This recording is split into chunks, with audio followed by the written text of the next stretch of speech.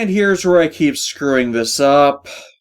See, because of my beginning of sign exposition dump to help set the setting of the story, I kind of render the third Liminality OVA irrelevant to recap. The case of Kyoko Tohno, Kyoko being Katsumi's other gaming partner, revolves heavily around providing the backstory to the relationship of Emma Weiland and Harold Hurwicz and their impact on the formation of the world and the entire Twilight incident, with Harold's wish to birth a child from a completed copy of her epitaph of Twilight. And I've talked about all of that already. I've talked about Harold's obsession. I've talked about the epitaph, and the game's core processes being based off of it. I've talked about Helba and how she hides herself while stalking people of interest. And with all that taken care of, it leaves little left to this OVA to actually discuss and recap, and what is kind of, well, dull. I know people say boring things are the most difficult to review, and showcase the capabilities of those covering it, but that doesn't change the fact that what I could talk about in this has already been done already, and I hate that kind of redundancy. The case of Kyoko Tohno is set around the time that Kaiten and company defeat Gorei, matching up the timelines once more. The opening theme this time is The Tale You Are In, and despite just being a fast-paced song which means it should qualify as a song I would like, to me it's just okay. It's better than Edge, but doesn't have that timeless quality of 1,000 Nights, One Night.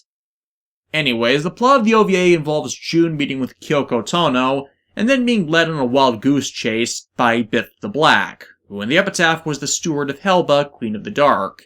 Bith, like the epitaph, is an ally of Helba's, and is leading them around to see the dedication of the pair to the cause of fixing CC Corp's mess and doing their part to end the Twilight incident and get everyone to recover. Each of their clues relates to elements of the town they are in. Takayama, which is a very rustic and culturally preserved town in the Gifu Prefecture, which is west of Tokyo. Each of the clues is sent through different means, either from a message to their cell phones, delivered by bypassers, or having been sent to Mai and Yuki. The historical elements behind these clues do work to emphasize Kyoko's vast knowledge of history and lore, showing how she may have become interested in the epitaph of Twilight in the first place. We also get some time with Kyoko's parents as well, as for once the parents of the girls do play into the plot.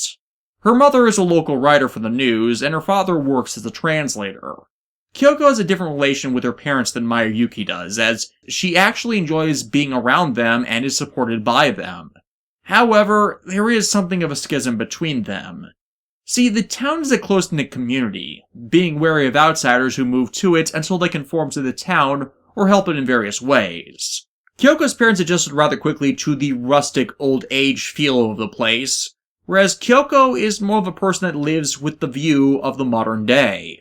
It's an interesting dichotomy considering her knowledge and interest in the past, projecting the view of understanding the past to help build the future. Also, the Liminality OVAs keep on making references to The Ring.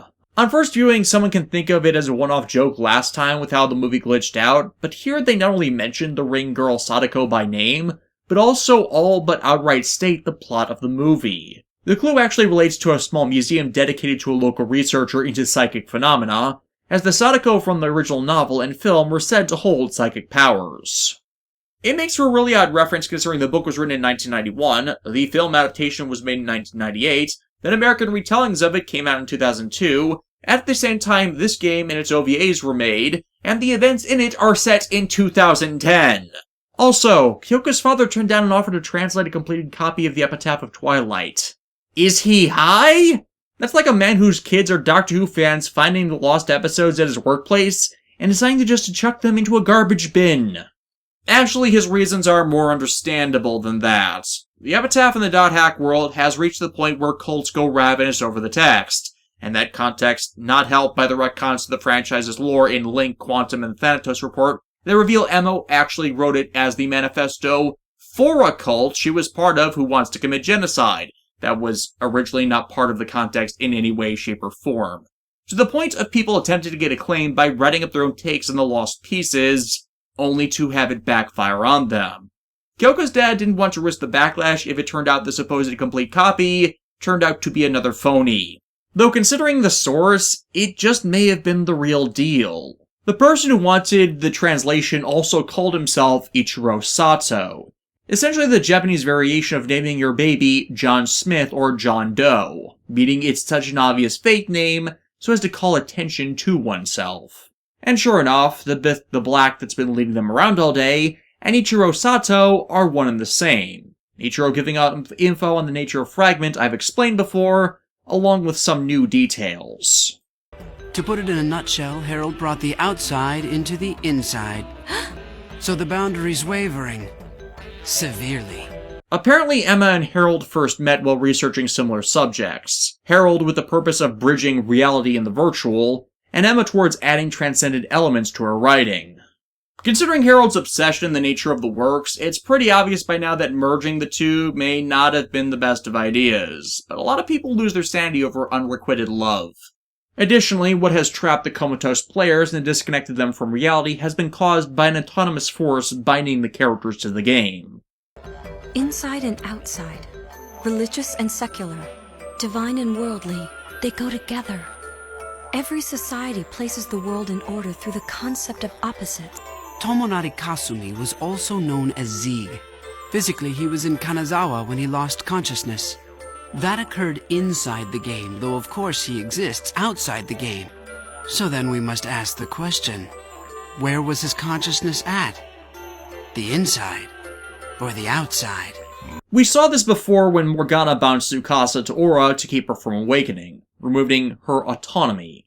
If they can either remove the autonomous force, aka Morgana, or restore the autonomy to the Lost Ones, they should be able to recover just fine, as they have not been assimilated into the system or broken down mentally. However, Ichiro gives them one last warning as the meeting breaks up. For as Helba said before an outbreak, CC Corp is planning to destroy the servers if things continue to go out of control. Overall, the OVA isn't too bad and does give a lot of details, but like I said, covering it is hurt by my own efforts to streamline the backstory for people to better understand it. I did like that many of the scenes covered national monuments of Japan, and the clues remained of that nature, making the dub more of a straight adaptation, as opposed to Sanjiro's event quest and Outbreak that was likely regionalized so people could get the questions. And it showed that in a technologically advanced civilization, where the bounds between real and virtual are beginning to break down, that the world does have places that still value being grounded in what is. Bith's challenges in the OVA mirror those of Outbreak, testing the resolve of the protagonist as events are near its final escalation, raising the stakes to their climax. And it's a good thing too, for as those in the game will face the last of the forces of Morgana, June and company will instead have to thwart CC Corp's attempts to cover up their mistakes and keep the servers running for the battle to be won, when we next look at Quarantine and Trimagistus next time.